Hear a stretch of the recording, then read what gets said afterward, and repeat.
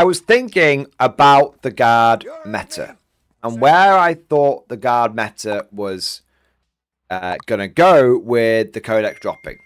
There's been quite a few key changes. This has all come about because there's been quite a few key changes that have popped up. Those changes have, I think, fundamentally changed the guard army. That was a thought that occurred to me whilst I was having a big shit. My best thoughts come when I'm dropping the kids off at the pool, or don't know what it is. Don't know what it is. Maybe it's the straining and all the blood going to my head. Maybe it's the hot water and all the blood going to my head. I don't know. That's my theory. I'm very curious to see if theory meets reality.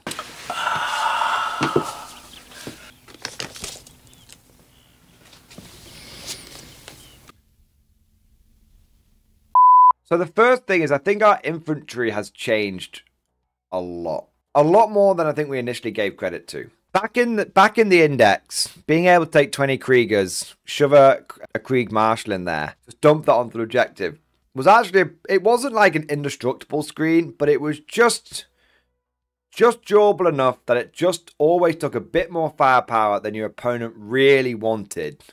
And rather than your opponent just being able to sweep aside your guardsman with his incidental, his spare firepower, instead your opponent had to actually dedicate proper firepower to clearing your infantry. I think now infantry dies very, very easily, that it can just be cleared away quite quickly. I think the end result for that is there's essentially two ways guard players are going to adapt to this. On the one hand, and I've mentioned this before, so there's kind of two ways to approach this. Do you end up going with more infantry? Because sort of my natural instinct is like, well, if 80 infantry is no longer enough, I've got to go for 120. Now, I think that is a legitimate way of improvising, adapting, and overcoming. And I think that's a way that I think a lot of guard players will feel like kind of natural, kind of comfy. That's where they want to go, because they want to be able, as Commander HHL says, be able to take wave after wave of infantry. And I think a big part of going with more infantry is, even if it's not necessarily the most competitive, way of adapting, it passes the vibe check. You know, for a lot of guard players, the idea of being like, well, we need to recruit, we need to be recruiting more infantry, you know, that, Star Captain makes, you know, but will it work? It's a good question. I think that going for more infantry will help, but I think it's definitely more of it passes the vibe check, and it feels like a natural, for a lot of guard players, it'll feel like the natural solution to the problems that they're having. However, I think that competitively speaking, I feel like what has happened with the guard codex is we've definitely been, again, we're talking from like a hybrid guard perspective here. We will touch on like specialized ways of running guard in a moment. But I think from a hybrid guard perspective, you could go for 120 infantry, or you could go down a more mechanized and more specialized infantry route. So a good example of this is, rather than spending 185 or 195 points on a Cajun blob or a Krieg blob, you could, which, you know, to have an order, you know, mega blob with a command squad, and to have that blob with an order, you could go for a Kazakin squad, because a Kazakin squad is going to come in at 110 points and is going to bring its own order to the table, and is going to bring just as much firepower as those big blobs. I mean, you might miss out on a plasma pistol here and a plasma gun there, but I think for a lot of people, they're going to see that and be like, well, why wouldn't I go for the Kazakin?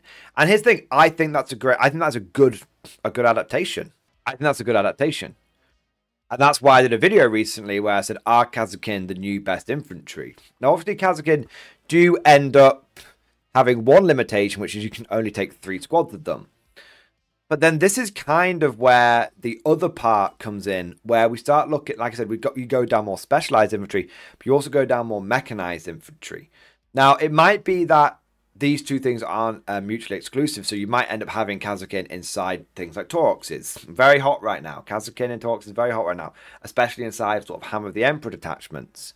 But you might also end up having your foot-slogging infantry being elite specialists like Kazakin and engineers, because they can scout move and stuff and do mortals and all that kind of stuff. And then you might have some of your OC intensive units protected inside metal boxes like chimeras. And so what I feel we're going to end up moving towards from a competitive point of view, this is my gut instinct based on like the three games that I've played. We're going to end up moving towards backbone of the guard, ready to serve. 10-man squads. Competitively, I think we are going to move towards 10-man squads.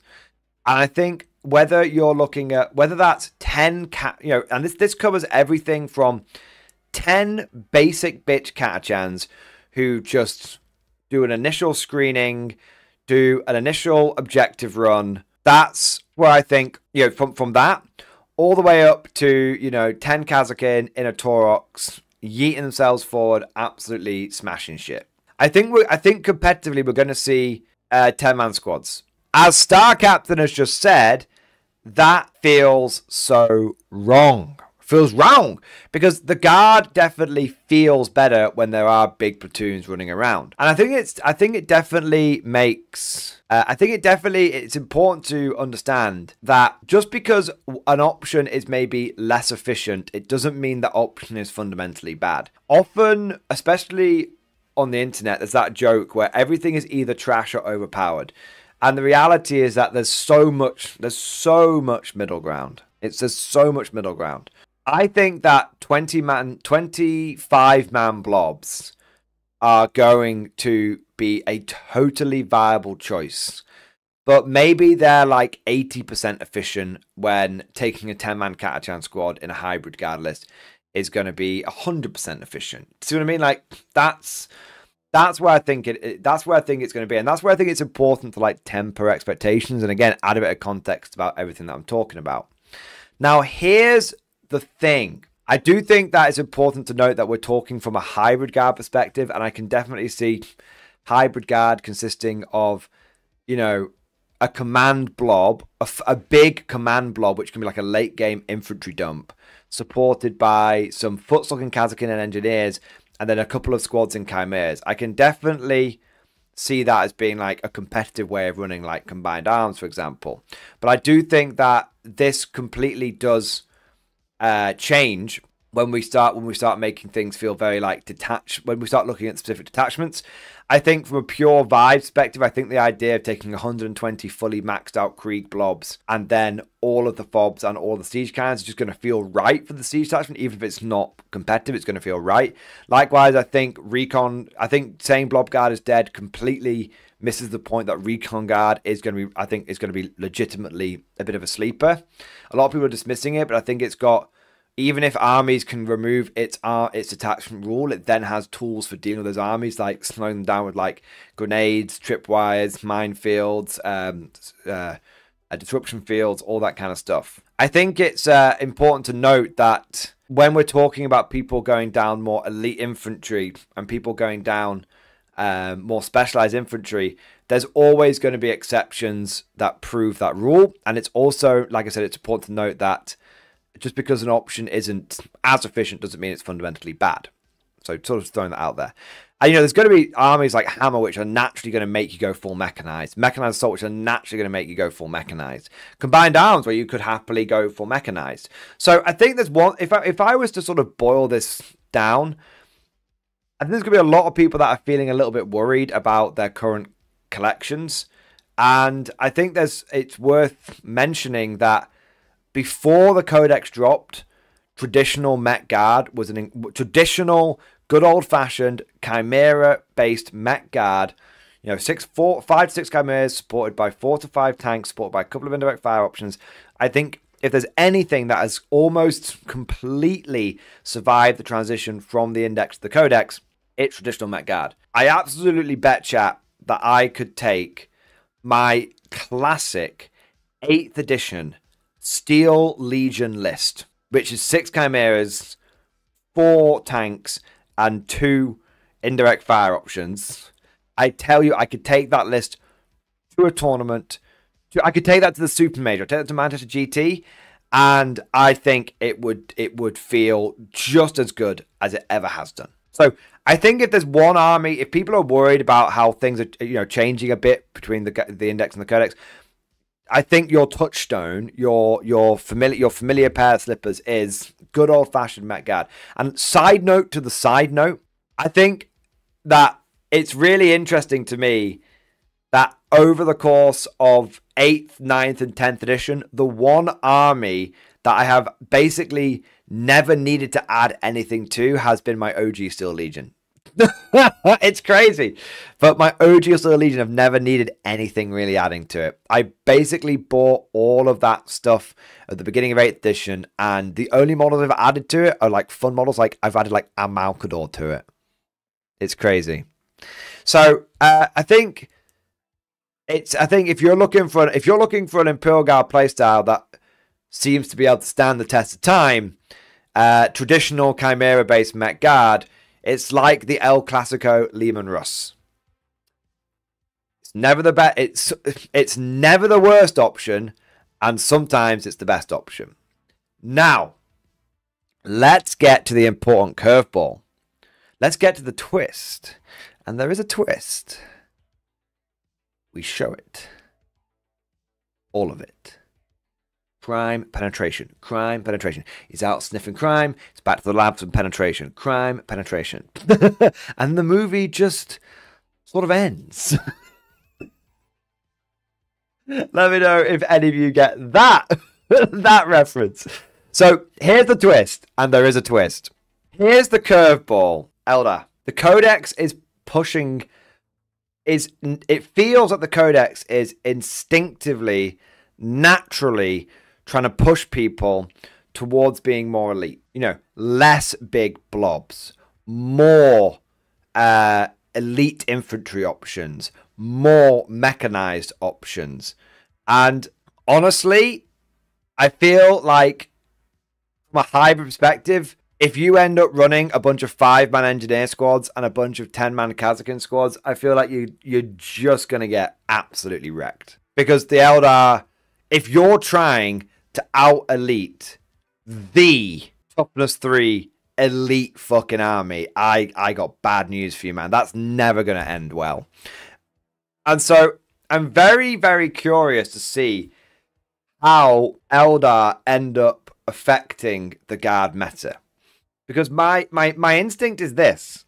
My instinct is this. That a lot of Guard players are going to end up going for this more elite hybridized approach. We're going to see more people in with Kazakin. We're going to see more people with Scions and all that kind of stuff. And I think what happens is Eldar just completely tear that to pieces.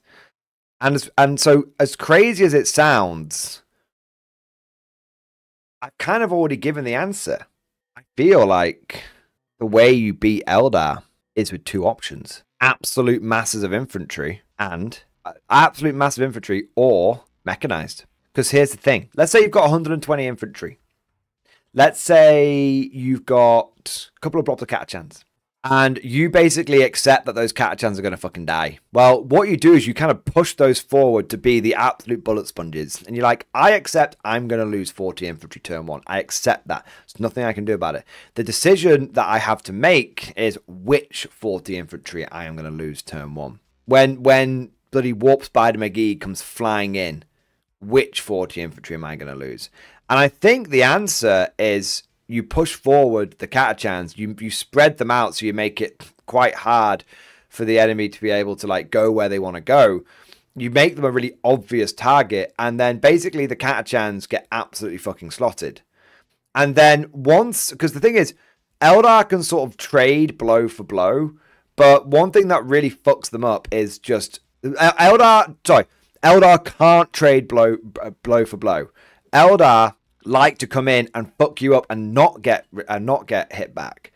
And they're very expensive now, Eldar. So if they come in and wipe out 40 infantry, but in return, you wipe out even just one of their big mega combos, you wipe out one of them, that's a good fucking trade for you boys. We lost 240 points. They might have just lost 400 points. And that's the fucking... It's like that scene in Star Troopers. It's simple numbers, gentlemen. They have more. And every day, I have to make decisions that send hundreds of people like him to their deaths. And it's kind of like that And it's all, to quote a famous Imperial Guard quote. It's to quote a famous Imperial Guard quote. It is a guardsman's life to die. It is my job to send them where they can die. I am never afraid to spend the lives of my men, but I never waste them. And I think there's definitely going to be an element of that. There's going to be an element of that. Now, Star Captain's saying they just run away before you can get them. Here's the thing. I'm not even necessarily talking about your infantry then shooting them back. What I'm talking about is you sending waves of these blobs forward. And what you do is you hit the Eldar with the indirect fire.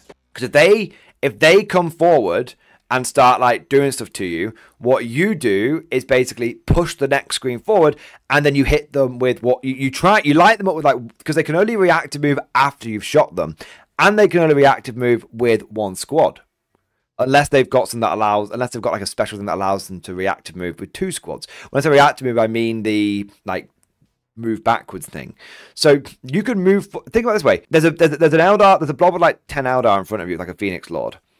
If you move forward, if you're on combined arms, if you move forward so that you can get within rapid fire range, and then you unleash with a full blob, with lethal hits, if it's like a Cadian blob with like a Castellan in it, we're talking like lethal hits, and then we're talking like probably first rank fire, second rank fire, and then we're talking like sustained hits. It's like they have ways to fire and fade 3 ways. I need to double check that, Madlarkin, because it's across different detachments, and they do have the you can't overwatch them thing, and they do have ways of once you shoot them they can move away. But I think fire and fade is specifically for infantry, and if they have a sermon as well. So here's the thing: you can potentially hit them with a blob, but this is where I would say that if you get to shoot with your blob, that's a Brucey bonus. The main point, I don't want to muddy the waters here. I think the main point is you need that indirect fire. And the great thing is that mortars are perfect for dealing with them. Mortars are really, really good for dealing with them. And that's definitely an important thing to note. So it definitely depends on each detachment. But I think the idea when facing Eldar is you're going to need to be able to take that punch. So there's definitely, having mass infantry definitely has something to it. But if I was to be absolutely honest, the mass infantry having like the big blobs, I think that is a solution, ending it with like 120 infantry plus all command squads, ending up with like 150 line bodies. I think that's a way of doing it, but I don't think that's the most efficient way of doing it. I think what we're going to end up finding out, this is my instinct, and I could be totally wrong, but this is my instinct, is Met Guard. I really think you're going to end up with the number one way that Guard plays this out is mech.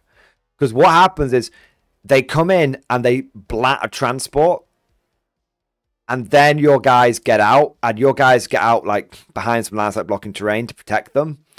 And then the Eldar can like fiddle-dee-dee away, but the most important thing is still alive, which is your primary game. And then you can hit them with the indirect fire. So I think Mech Guard plus indirect fire is probably going to be the way a lot of Guard ends up going. Now the big question is, and here's a hot take. Here's a really hot take. I wonder if we're going to end up with good old Basilisk being the best artillery piece again. Now I know that is a hot take. I think I have a feeling it could be Basilisks, or it could be Basilisks. Now here's my thinking. You might be like, Mordian, you crazy person. You're crazy.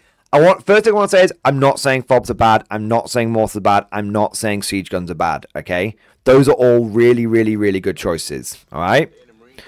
The reason why I think we may end up going all around the houses and landing back on Basilisks or artillery teams, potentially, I need to double check their stats, Basilisk or artillery teams, is because they're more durable. The thing with mortars and fobs is that they are a piece of piss to kill. I mean, let me double check here. Mortars are definitely a piece of piss to kill. And I don't think that Eldar are going to have much trouble. I absolutely think that an Eldar player would take a unit of 10 warp spiders with Spider-Man attached to them, yeet them forward, and delete nine mortars. Even though they'd lose like 400 points, and you know, on the clapback potentially, and you would get and you don't lose 150. The big thing is if those 3 mortar teams are your only indirect fire, then the Eldar has just taken away from you your main way of interacting with them. So that's actually points wise bad trade, strategy wise good trade. Now the artillery team is T7 with 10 wounds, so that one I think could make it. The field ordnance battery is interesting. It is T5 with 6 wounds. It's only got a 4-up save though. Only got a 4-up save. The good old Basilisk. The Basilisk is T9 with a 3-up save with 11 wounds. I think fobs it's kind of risky. I reckon they could delete 4 bombast cannons. I think Eldar might end up making siege guns with heavy mortars be quite relevant. Because here's the thing. A siege gun with a heavy mortar isn't quite as good as a bombast gun, but it's still good enough, and it's more resilient to Eldar. And basilisks are more expensive, and you still need to order them, but they're way more durable, and they're good into everything, basilisks, because they've got the slow down thing as well. My gut instinct is that a lot of people... So to sum all of this up, my gut instinct is that there's going to be a lot of guard players who feel pushed towards some foot-slogging elite infantry with and going more and more elite on that front. And I think that is going to end up being a bit of a trap, a bit of a red herring. Because I feel like Eldar is going to really... Trying to out-elite Eldar is going to be really difficult. And so I think some guard players are going to go even heavier into infantry. But I think that's definitely a bold choice. Not a bad choice, but a bold choice. And I feel like once all of this comes out in the wash, you'll find that like traditional... If you're a combined arms player... Traditional Met Guard is probably going to be where you end up landing, because it's good enough into everything, and it's not completely butt fucked by Eldar. That is my theory, chat.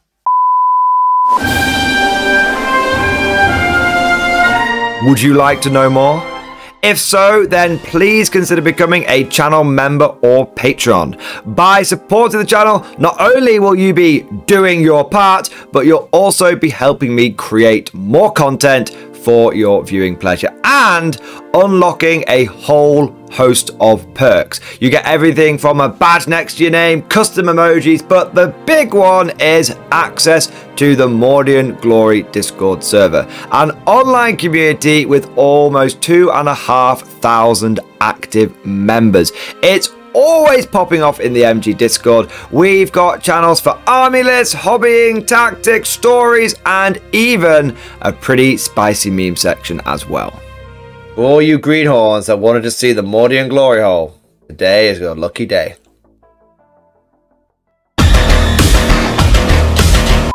And joking aside, I do want to say a massive thank you to all of the current channel members and patrons.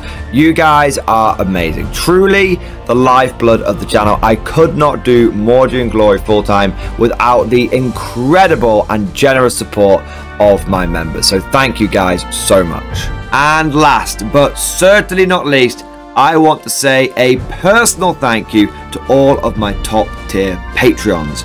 These are the War Masters, the people who have truly gone above and beyond the call of duty. So a heartfelt thank you to Alex Dengal, Bon Vert, Lord Pryor, Mark Panconi, RJ Scorpion, Swordfish Trombone, Try Again Bragg, John Stubbs, Nick Walsh, Diesel Fox, and August Barney. Seriously guys, thank you from the bottom of my heart. Your support is incredible and it makes a huge difference.